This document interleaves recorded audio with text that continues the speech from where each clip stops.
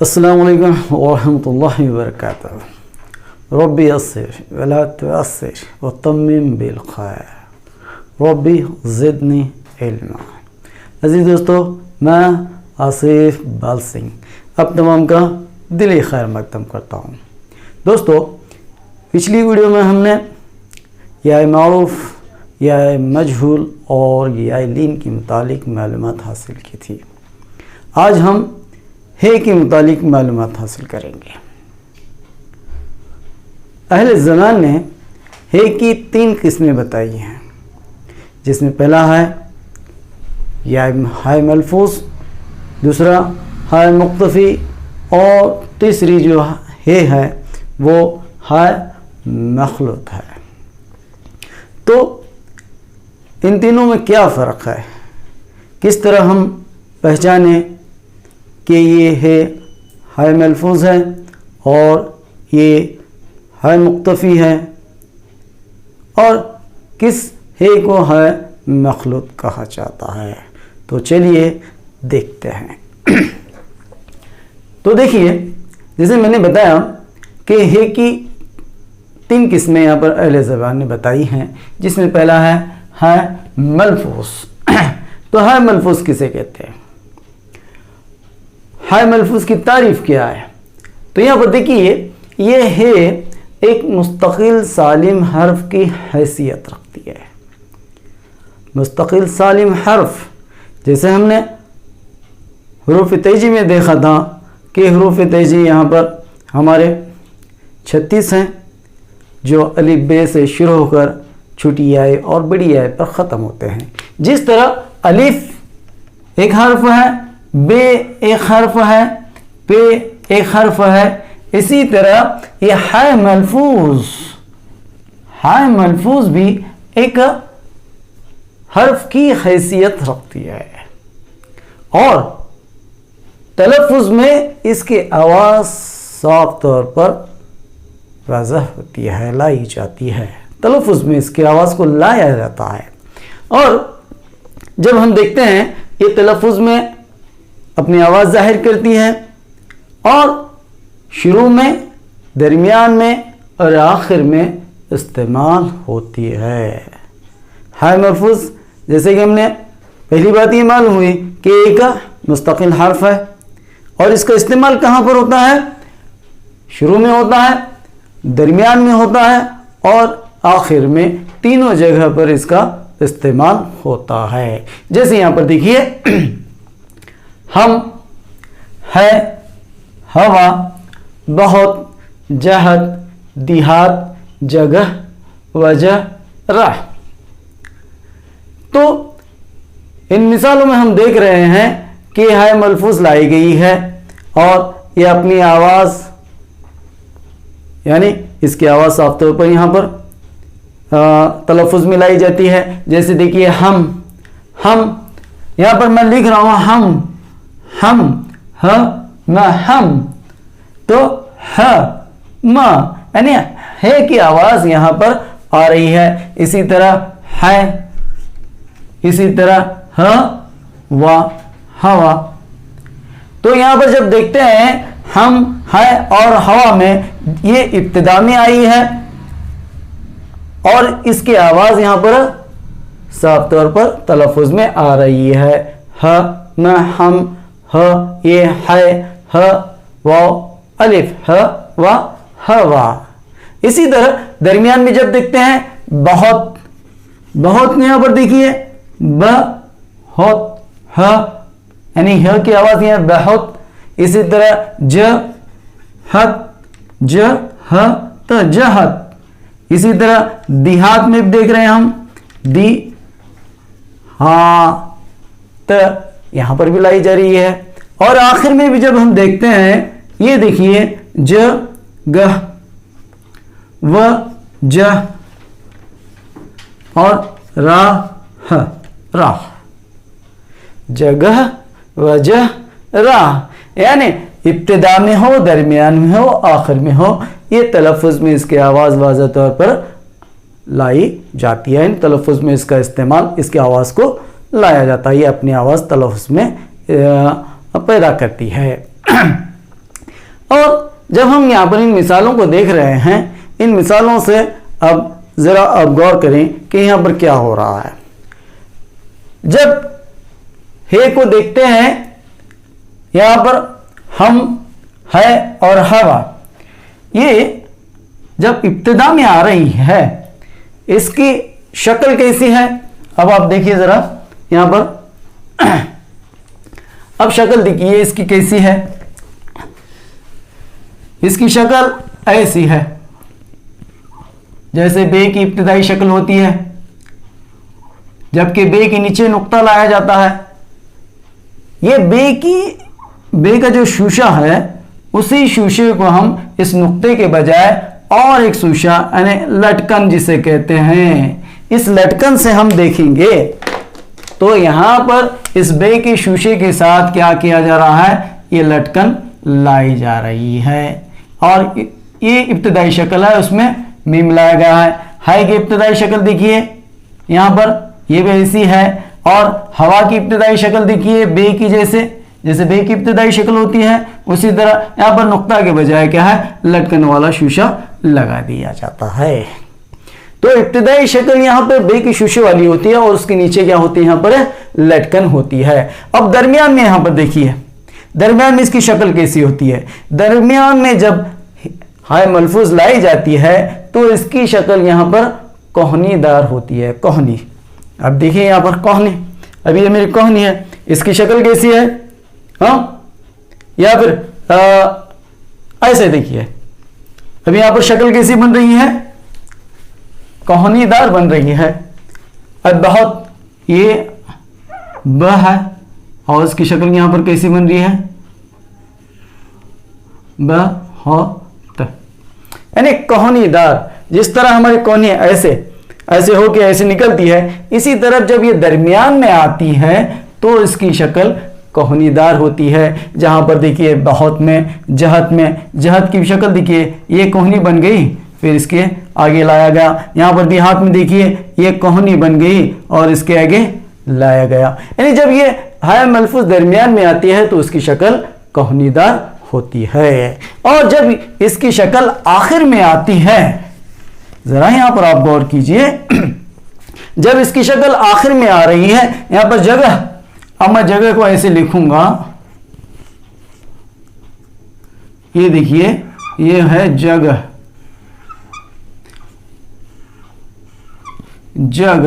जगह की आखिरी जो शक्ल कैसी है? यहां पर आखिरी शक्ल यहां पर ये हाय मुक्तफी की तरह होती है।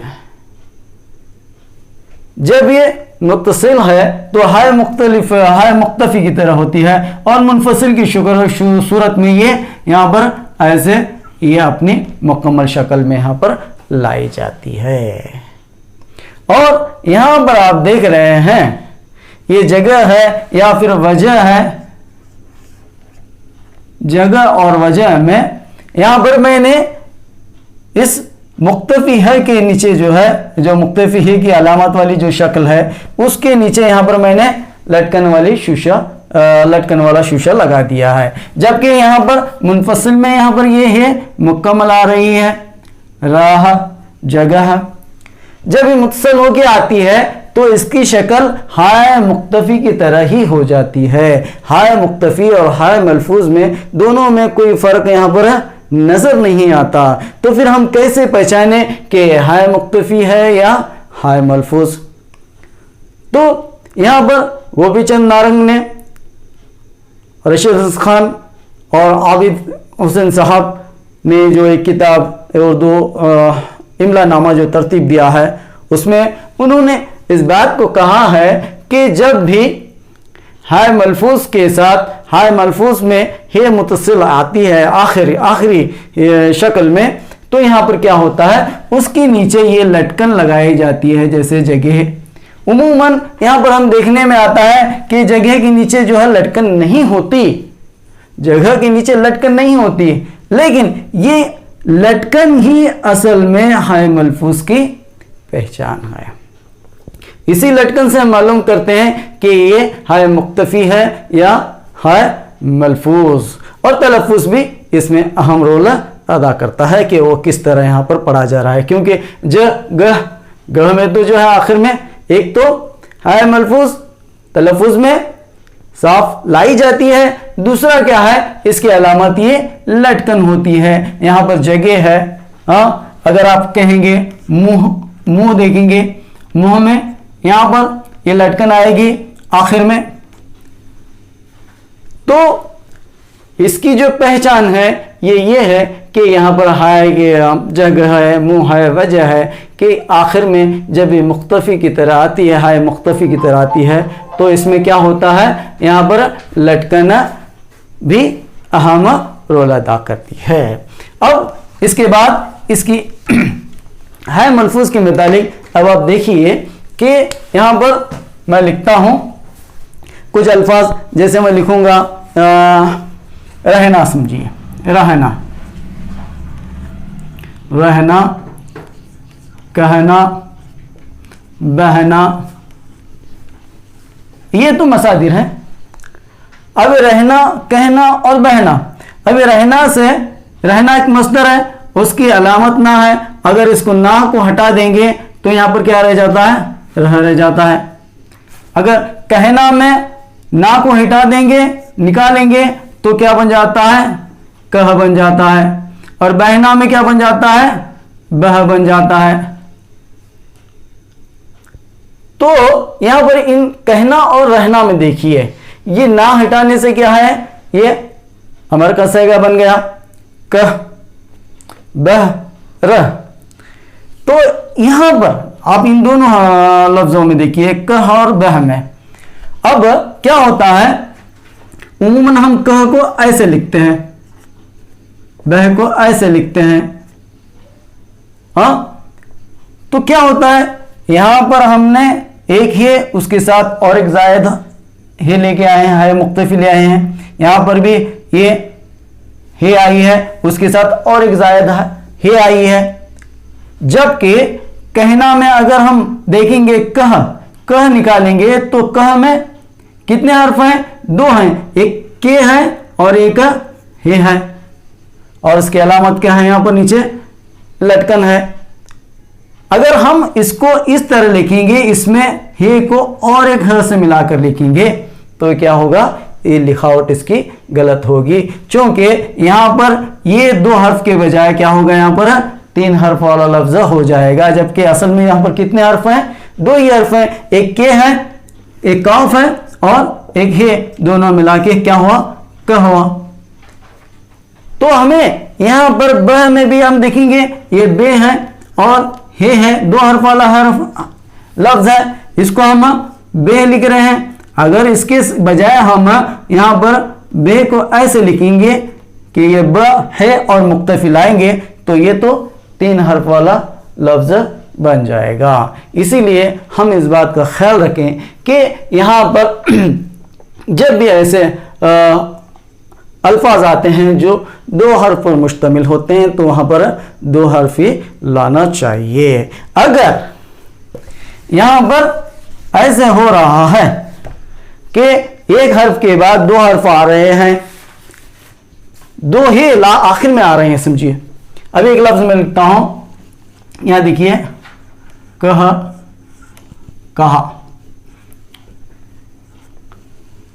अभी आखिर में देखिए कहका में यहां पर एक मलफूज है और दूसरी क्या है, मुख्तफी है। एक मलफूज है और एक मुख्तफी है, कहा। तो अगर ऐसी हालत में जब दो हे एक साथ आ रहे हैं तो वहां पर दो हे लिखे जाएं, ना कि जब के जैसे अल्फाज में हम एक हे के बजाय दो हे का इजाफा कहें, क्योंकि वहां पर उसको ऐसे ही एक हे जो है लाई गई है, उसकी लटकन उसकी अलामत हो तो ये अलामत से ही पता चल जाता है कि ये के नहीं बल्कि क है। जैसे आप देखिए ये के है, के ये तो मुख्तफी हो गया, काफी बयान जैसे कहते हैं। अगर इसी को यहां पर लटकन दी गई तो ये क्या हो जाएगा, क हो जाएगा। लटकन के साथ ही हमें मालूम पड़ रहा है कि काफी बयान या नहीं बल्कि कहना का सैगा है जो फेले अमर है। तो इस तरह हम यहाँ पर कह का वगैरह जैसे अल्फाज में जो दो हे पर आ रहे हैं उसको हम दो हे के साथ लिखना चाहिए, बाकी में सिर्फ एक हे का ही इस्तेमाल करना चाहिए। उर्दू में कुछ लफ्ज ऐसे हैं जिनके आखिर में हाय मलफूज आती है और उससे पहले यानी माक़बल हर्फ जो है या होता है, वहाँ पर भी अक्सर ये गलती देखने में नज़र आती है कि उस हाय मलफूज के साथ हाय मुक्तफ़ी का भी इजाफा किया जाता है जो कि गलत है। जैसे यहाँ पर देखिए आप, ये तशबीह, तशबीह, अब ये तशबीह है, इसको यहाँ पर लिखते हैं, ये तशबीह में जो है आखिर में एक ही आई है। अभी कैसे होता है तशबीह के लिए, तो ये तो तश है, ये इसको कैसे लिखते हैं हम, एक हे का इजाफा करके लिखते हैं जो कि गलत है। इसी तरह आप देखिए तौजी को देखिए, तो ये जी तौजी, तौजी में जो है एक या आई है, लेकिन अक्सर ऐसे दिखते हैं उसको तो जी, इस तरह यहाँ पर एक जायद है के साथ लिखा जाता है जो कि ये भी गलत है। तो दोस्तों याद रखिए कि हाय मलफूज ये एक मुस्तकिल हर्फ की हैसियत रखती है। तलफ़ुज़ में इसकी आवाज़ साफ तौर पर लाई जाती है, इब्तिदा, दरमियान और आखिर में क्या है इसका इस्तेमाल होता है। तो चलिए अब देखते हैं हाय मुक्तफ़ी। हाय मुक्तफ़ी कैसे कहते हैं? हाय मुक्तफ़ी हाय अरबी फारसी अल्फाज के आखिर में आती है। क्या हाय मुक्तफ़ी क्या है? ये अरबी फारसी के, सिर्फ अरबी फारसी इन अल्फाज के आखिर में आती है, जिसका काम लफ्ज़ के आखिर में, लफ्ज़ जो है उसके आखिर में माक़बल हर्फ माक़बल की हरकत को जाहिर करना होता है। जो लफ्ज़ आ रहा है उसके माक़बल, जो आखिरी लफ्ज़ के माक़बल जो हरकत है, जो उमूमन ज़बर की हरकत होती है, उस ज़बर की हरकत को सहारा देने के लिए हाय मुक्तफ़ी का इस्तेमाल किया जाता है। जैसे यहाँ पर देखिए नग़मा, तिश्ना, दीवाना, दर्जा, जलसा, जलवा, इशारा, सहरा वगैरह। तो यहाँ पर आप देख रहे हैं नग़मा, एक नग़मा। अब इस नग़मा को देखेंगे, यहाँ पर ये उमूमन जब भी हाय मुक्तफ़ी में माक़बल हर्फ, हे से माक़बल जो हर्फ होता है वो ज़बर वाला होता है और इसको तलफ़ुज़ की अदायगी में यानी ये माक़बल हर्फ की हरकत को ज़ाहिर करता है, यानी माक़बल की हर्फ की हरकत को ज़ाहिर करना। जिस तरह हाय मलफूज एक हर्फ की हैसियत रखता है, लेकिन हाय मुक्तफ़ी यहाँ पर एक हर्फ की हैसियत नहीं है, हैसियत नहीं रखती, बल्कि ये हाय मुक्तफ़ी बतौर अलामत इस्तेमाल की जाती है। हाय मुक्तफ़ी का इस्तेमाल क्या होता है? यहाँ पर अलामत के तौर पर इस्तेमाल होता है। जैसे नग़मा, और तलफ़ुज़ में इसकी अदायगी कैसी होती है? जब लफ्ज़ के आखिर में अलिफ आता है और वो अलिफ का तलफ़ुज़ जिस तरह लाया जाता है, इसी तरह हाय मुक्तफ़ी का तलफ़ुज़ भी उसी तरह होता है। जैसे यहाँ पर देखिए नग़मा, अब नग़मा में आप तलफ़ुज़ कैसे देख रहे हैं? नग़मा। अब नग़मा, माँ का तलफ़ुज़ जिस तरह अलिफ आखिर में आती है, अलिफ आखिर में आने के बाद तलफ़ुज़ में अलिफ की आवाज़ जिस तरह लाई जाती है, इसी तरह हाय मुक्तफ़ी की आवाज़ भी उस अलिफ के मुवाफ़िक होती है। जैसे देखिए तिश्ना, यहाँ पर मुक्तफ़ी है लेकिन आवाज़ कैसी आ रही है? अलिफ जैसी, जैसे आखिर में अलिफ आया तिश्ना का। अब तिश्ना को आप देखेंगे, तिश्ना, तिश्ना अलिफ आने की बाद जैसे आवाज़ आती है उसी तरह हाय मुक्तफ़ी की आवाज़ आती है। दीवाना, दर्जा, जलसा, जलवा, इशारा, सहरा, यानी यहाँ पर ये अलिफ की आवाज़ पैदा करती है। इसी रशीद हसन खान कहते हैं कि ये हाय मुक्तफ़ी हुरूफ इल्लत की कायम मकामी करती है, इसलिए भी इसको हुरूफ इल्लत में शामिल करना चाहिए, ये हाय रशीद हसन खान ने कहा है।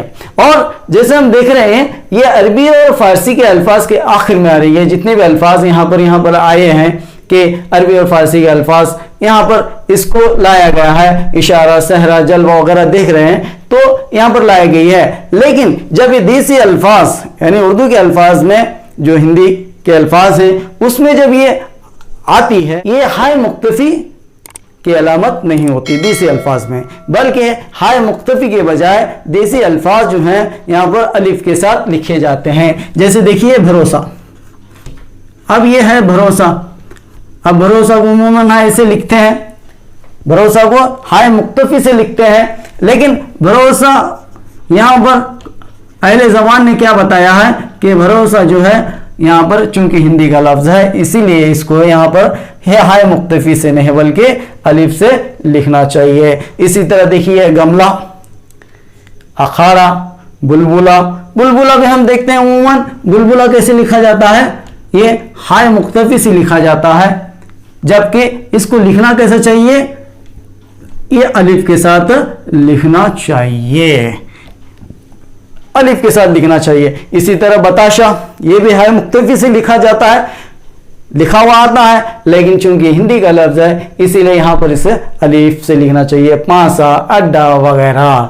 तो यहां पर मालूम होता है कि हाय मुख्तफी के अल्फाज, हाय मुख्तफी जो है अरबी और फारसी के अल्फाज के लिए खास है, यहाँ पर उसी के अल्फाज में यहाँ पर लाई जाती है, देसी अल्फाज में अलिफ का इस्तेमाल किया जाता है। दोस्तों ये हाय मुख्तफी उर्दू में कैसे आई, हाय मुख्तफी के मुतालिक अहले ज़बान की क्या राय है, तो डॉक्टर अब्दुल सत्तार सिद्दीकी हाय मुख्तफी के मुतालिक लिखते हैं कि जहाँ तक तलफ़्फ़ुज़ से बहस है उर्दू में मुख्तफी है का वजूद नहीं है। डॉक्टर अब्दुल सत्तार सिद्दीकी लिखते हैं उर्दू में मुख्तफी जो है मुख्तफी है का वजूद ही नहीं है, बल्कि मुख्तफी है फारसी की चीज है। किसकी? फारसी की चीज है। उर्दू हिंदी के लफ्जों में नहीं आ सकती। उर्दू में जो हिंदी के लफ्ज हैं, अल्फाज हैं, उसमें ये नहीं आ सकती, और लफ्ज के इब्तिदा बीच में नहीं आती। ये लफ्ज के जिस तरह हाय मलफूज यहाँ पर इब्तिदा में भी आई है, बीच में भी, दरमियान में भी आई है, बीच में भी आई है, ये हाय मुख्तफी लफ्ज के इब्तिदा बीच में नहीं आती, आखिर में ही आ सकती है। और उर्दू और हिंदी की तरह फारसी की भी यह खुसूसियत है कि लफ्ज का आखिरी हर्फ साकिन होता है। जब अरबी लफ्ज इख्तियार किए गए तो फिक्र हुई, जब अरबी लफ्ज इख्तियार किए गए फिक्र हुई कि ये आखिर की हरकत को जो तलफ़्फ़ुज़ में आती है तहरीर में किस तरह नुमायां करें। आखिर में जो हर्फ की हरकत है जो तलफ़्फ़ुज़ में तो आ रही है, जैसे दीवाना है, तिश्ना है, यहाँ पर तलफ़्फ़ुज़ में तो ये हरकत ला रही है, लेकिन इसको नुमायां कैसे करें। तदबीर ये ठहरी कि एक है आखिर में लिखिए, एक है आखिर में लिखिए, और क्या कीजिए, आखिर में लिखिए और उसको जबर की तरह पढ़िए। एक है आखिर में लिखिए और उसको जबर की तरह पढ़िए, हे की आवाज इसमें नाम को न हो, इसलिए इसका नाम क्या पड़ा, यहां पर मुख्तफी पड़ा। और इसके मुकाबले में असली है को, जो असली है उसे हाय मलफूज कहने लगे। याद रहे कि ये सब कुछ फारसी में हुआ, अरबी में इन दोनों इस्लाहों का कहीं जिक्र नहीं मिलता। तो ये हाय मुख्तफी कैसे आई, तो इससे मालूम पड़ता है कि जो अरबी अल्फाज इसमें इख्तियार किए गए उसमें आखिर जो हरकत है उस हरकत को तलफ़्फ़ुज़ में जो लाई जाती है उसको किस तरह नुमायां किए, तो इस मुख्तफी है जो ला रहे हैं इसको यहाँ पर इस्तेमाल हरकत की तरह अलामत के तौर पर इस्तेमाल किया जाए, और यहाँ पर तलफ़्फ़ुज़ में इसका नाम न हो, तलफ़्फ़ुज़ में क्या इसकी आवाज नाम को भी न हो। इसलिए हम यहाँ पर कैसे पढ़ रहे हैं, हे के बजाय सह रह नहीं पढ़ रहे, इशा रह नहीं पढ़ रहे, बल्कि इशा रा, जिस तरह अलिफ की आवाज पैदा होती है, सह रा जिस तरह अलिफ की आवाज पैदा होती है, तो यहां पर इसको इस तरह पढ़ा जाता है। और अब देखिए कि क्या होता है कि यहां पर जैसे हिंदी अल्फाज के आखिर में यहां पर हाय मुक्तफी नहीं लाई जाती, बल्कि यहां पर अलिफ लाया जाता है। और यूरोपी जबान से उर्दू में शामिल जो अल्फाज हैं उनके आखिर में भी क्या होता है, यहां पर अलिफ ही होता है, ना कि हाय मुक्तफी। जैसे हम देखते हैं ड्रामा देखिए आप, ड्रामा देखिए, ड्रामा हम कैसे लिखते हैं उमूमन। अब देखिए ड्रामा, उमूमन हम ड्रामा ऐसे लिखते हैं, लेकिन ड्रामा एक यूरोपियन लफ्ज है, इंग्लिश का लफ्ज है। तो यहां पर जब अहले ज़मान क्या कहते हैं कि हाय मुक्तफी, यहां पर यूरोपियन लफ्ज अल्फाज के आखिर में हाय मुक्तफी नहीं आती, बल्कि वहां पर हिंदी की तरह उसमें भी क्या होता है, हाय मुक्तफी के बजाय अलिफ ही लाया जाता है। इसको कैसे लिखना चाहिए, ड्रामा ही लिखना चाहिए। और साथ ही साथ देखिए आप सोडा, अब सोडा देखिए, सोडा को भी अलिफ से ही लिखना चाहिए। और कमरा, ये भी एक यूरोपियन लफ्ज है, इसको कमरा ऐसे नहीं बल्कि ऐसे लिखना चाहिए। तो इससे मालूम होता है कि देसी अल्फाज यानी हिंदी के अल्फाज हो या यूरोपियन अल्फाज हो, उसमें हाय मुक्तफी की जगह अलिफ ही लिखना चाहिए। लेकिन कुछ अल्फाज ऐसे हैं जिनमें हाय मुक्तफी लाई जाती है। जैसे आप देखिए डॉक्टर अब्दुल सत्तार सिद्दीकी ने बताया था, जिसका जिक्र उन्होंने किया था कि शहरों के नाम, मुल्कों के नाम वगैरह क्या है यहाँ पर हाय मुक्तफी से ही लिखे जाएं, क्योंकि इसमें है और इसी तरह रिवायत इनकी पाई गई है, इसलिए उनको ऐसे ही लिखना चाहिए। जैसे आप देखिए पटना, अब पटना देखेंगे यहां पर हाय मुक्तफी से लिखा गया है। अभी आगरा देखिए हाय मुक्तफी से लिखा। कलकत्ता, हाँ, तो पटना हो, आगरा हो, कलकत्ता हो या अमेरिका हो,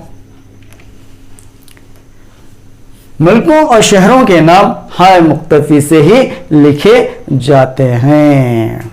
और यह हाय मुक्तफी के मुतालिक आपको मैं बात बता दूं कि यह हाय मुक्तफी का इस तरह देसी लफ्जों में, यूरोपियन लफ्जों में यहां पर हाय मुक्तफी को हाय मुक्तफी के बजाय अलिफ से किस तरह लिखा जाने लगा, उसकी एक यहां पर उसके मुतालिक शिरानी साहब ने जो इसके मुतालिक लिखा है, उसको रशीद हसन खान ने अपनी तसनीफ उर्दू इमला में यूँ लिखते हैं कि उर्दू का जो आखिरी अलिफ लाहिका है, आखिरी जो अलिफ लाहिका है, लाहिका अलिफ जो लाहिका के तौर पर आता है। पहले क्या होता था, फारसी में हिंदी के जो अल्फाज हैं, फारसी के अंदाज पर अक्सर हाय मुक्तफी से ही लिखे जाते थे। जैसे आप देखिए सहरा है, ये सहरा है, हाँ, और हीरा है, सहरा, हीरा वगैरह, ये हिंदी के जो अल्फाज हैं फारसी में। पहले जो है फारसी में हिंदी के अल्फाज भी फारसी के तर्ज पर ही लिखा जाता था, फारसी की तकलीद में ही लिखा जाता था। लेकिन आलमगीर के अहद में क्या हुआ, यहां पर एक शख्स हैं जिनका नाम है फजाइल खान, शायद फजाइल खान, एक इनका फजाइल खान ने अहद आलमगीर में यहां पर इस पर तवज्जो दिलाई कि हिंदी के अल्फाज जो हैं यहां पर फारसी की तकलीद के बजाय हिंदी में अलिफ के साथ ही लिखे जाएं। तब से इसको यहां पर क्या होने लगा, देसी अल्फाज यानी हिंदी और यूरोपियन अल्फाज क्या है, ये फारसी के हाय मुक्तफी के बजाय अलिफ से लिखे जाने लगे।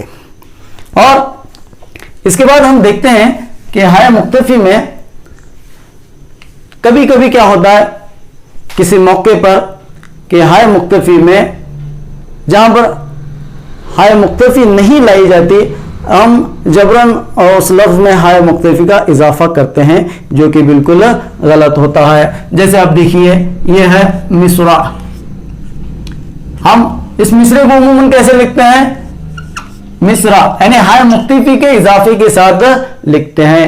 जो कि एक गलत लिखावट है। इसी तरह आप देखिए माँ को कैसे लिखते हैं, ऐसे मुक्तफी के हाय मुक्तफी से लिखते हैं। इसी तरह और यहाँ पर देखिए मौका को भी कैसे लिखते हैं, इस तरह हाय मुक्तफी से लिखते हैं। जबकि ये मिसरा मा और मौका, इसमें हाय मुक्तफी की जरूरत पेश नहीं आती, बल्कि ये अपने हर्फ के साथ ही यहाँ पर लिखे जाते हैं। ऐसा लिखना ही दुरुस्त है, मुक्तफी के साथ लिखना, हाय मुक्तफी के साथ लिखना यहाँ पर गलत करार दिया गया है। और जब हाय मुक्तफी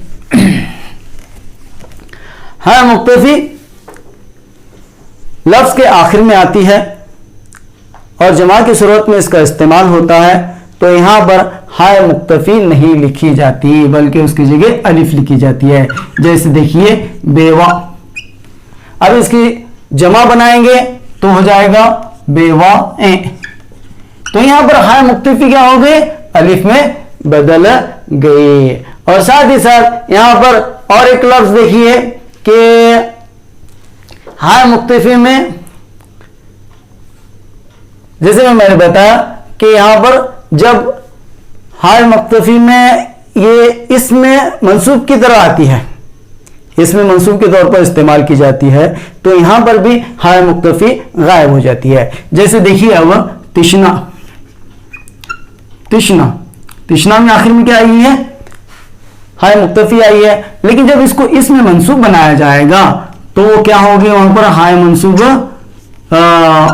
हाय मुक्तफी क्या होगी, गायब हो जाएगी। यानी तिश्ना से इसमें मंसूब तिश्नगी बनाएंगे तो यहां पर भी ये गायब हो जाएगी। और जब ये इजाफत की सूरत में आती है तो इजाफत में इसका इस्तेमाल होता है, जबकि इजाफत हमजे के साथ इसका इस्तेमाल होता है। जैसे आप देखिए पर्दा, अब इजाफत की सूरत में आती है तो क्या होता है, हाय मुक्तफी कायम रहती है और उस पर हमजा लाकर क्या है, पर्दा या गफला, तो यहां पर इजाफत की सूरत में हाय मुक्तफी का इस्तेमाल होता है। और जब हम शायरी में देखते हैं, ये काफिया के तौर पर आते हैं, तो यहां पर इसका इस्तेमाल कभी मुक्तफी और कभी अलिफ के शक्ल में होता है। जैसे देखिए अभी इशारा है, अभी इशारा को हम ऐसे लिखेंगे तो इसके जो हम काफिया आएगा वो सहारा आया, तो वो सहारा में भी क्या होगा, यहाँ पर अलिफ ही लिखा जाता है। तो हाय मुख्तलिफ के मुतालिक इतनी अगर मालूमात आप रखेंगे तो काफी हो जाएगा। और आखिर में देखते हैं हाय मखलूत। हाय मखलूत किसे कहते हैं, दो चश्मे है को ही हाय मखलूत कहते हैं। जैसे हम अपनी पहली वीडियो में भी देखा था कि मुरक्कब हरूफ हाया, हाँ, तो यहाँ पर दो चश्मे है को यहाँ पर हा मखलूत कहते हैं। और दो चश्मे है को जब देखते हैं, ये असल में तो अरबी का हर्फ है, लेकिन उर्दू में यहाँ पर दो चश्मे है बिलखुसूस हैं। उर्दू में हक्कार आवाज़ें जो होते हैं, हक्कार आवाज़ों के लिए जिन हरूफ का इस्तेमाल किया जाता है, जो 15 हैं, जिन हरूफ को यहाँ पर हरूफ आया के लिए इस्तेमाल किए जाते हैं, उसमें पहला जुज तो वो हरूफ है और दूसरा जुज हमेशा क्या होता है, यहाँ पर ये दो चश्मे ही होता है। जैसे यहाँ पर देखिए भे, फे, थे, ठे, झे, छे, धे, ढे, रे, रे, खे, घे, ले, में, ने। तो यहां पर आप देख रहे हैं ये भे, फे, भे में ये बे, ये असल हर्फ है और इसमें ये दो चश्मे हे मिलाए गए हैं, तो इसकी आवाज कैसी हो रही है, यहां पर भे हो रही है, यानी आवाज में भारीपन आ रहा है। तो दो चश्मे हे में जो है यहां पर हक्कर आवाजों के लिए जिन हुर्फों का इस्तेमाल होता है, उन हुर्फों में जो पहले जो हुर्फ हैं वो क्या, पहला जो जुज है वो तो होता है, लेकिन दूसरा जो जुज होता है वो दो चश्मे हे लाया जाता है। अरबी फारसी में यहाँ पर ये हर्फ के तौर पर इस्तेमाल होता है, चूंकि अरबी फारसी में हाया यानी हक्कार आवाज़ें नहीं होती, हक्कार आवाज़ें नहीं होती, वहाँ पर कोई गलती का कोई सबब नहीं बनता। लेकिन उर्दू में चूंकि हक्कार आवाज़ों के लिए एक हे का इस्तेमाल करना था, तो उन्होंने इस दो चश्मी हे को हक्कार आवाज़ों के लिए इस्तेमाल किया है। यहाँ पर इसी के लिए यहाँ पर हक्कार आवाज़ों का इस्तेमाल किया गया है। इसी तरह हम देखते हैं हक्कार आवाज़ों में ये घर है,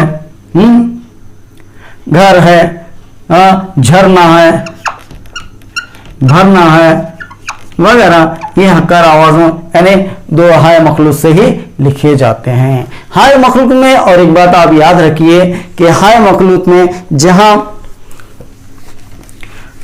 दो हे एक साथ आ रहे हैं तो वहां पर दो हे का लिखना जरूरी है। लेकिन ये कब दो हे का इस्तेमाल करना चाहिए, कब एक हे का इस्तेमाल करना चाहिए, उसके मुतालिक मैं एक मिसाल देकर अपनी बात को खत्म करूंगा कि अभी देखिए, अभी एक लफ्ज है भाभी, भाभी, भाभी में यहां पर दो मरतबा हाय मखलूक को लाया गया है। इसी तरह देखिए, अब मैं लिखता हूं झन झनाहट, झंझनाहट में भी यहां पर दो मरतबा लाया गया है। लेकिन याद रखिए, जब लफ्ज मुफरद हो, यानी लफ्ज मुरक्कब न हो, मुफरद हो, और मुरक्कब लफ्जों में, जब मुफरद लफ्जों में यहां पर ये दो मरतबा लाई जाती है, तो वहां पर एक हे को हज़फ करके हम सिर्फ एक हे को ही लेंगे। इसीलिए यहां पर भाभी को यहां पर दो हे के बजाय एक हे से ही लिखेंगे। जैसे देखिए, यहां पर भाभी को क्या किया जा रहा है, भाभी। अभी झंझनाहट में ये दो मरतबा आया है, एक मुरक्कब लफ्ज है, तो मुरक्कब लफ्जों में क्या होता है, ये दो मरतबा ही लिखा जाता है। इसी तरह अभी देखिए खन खन, खन खन, ये दो लफ्ज अलग हैं। लेकिन अगर आप फूपी देखेंगे, फूपी तो इसकी आवाज दो फे वाली है, यहां एक फे है, यहां एक फे है, लेकिन हम उसको कैसे लिखते हैं, फूपी, एक फे ही यहां पर इसको लिखना चाहिए। और जैसे देखिए, और घूंघट, घूंघट, घूंघट, घूंघट में यहां पर घूंघट, यहां पर भी एक हे आना चाहिए था, लेकिन यहां पर चूंकि मुफरद लफ्ज है, इसलिए यहां पर एक हे का ही इस्तेमाल किया गया है। तो दोस्तों, यहां पर मैं समझता हूं कि हे के मुतालिक आज के लिए इन्हीं कलमात पर अपनी बात को ख़त्म करते हैं। आखिर में आपसे इल्तिमास है, गुजारिश है कि आप हमारे चैनल को सब्सक्राइब कीजिए और बटन पर क्लिक कीजिए, ताकि जैसे ही कोई नई वीडियो अपलोड हो उसकी नोटिफिकेशन आपको मिल जाए। अपने दोस्तों में, तमाम उर्दू के चाहने वालों में इसे शेयर कीजिए, पसंद आए तो लाइक कीजिए।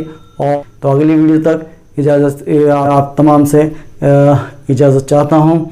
अस्सलाम वालेकुम, अल्लाह हाफिज़।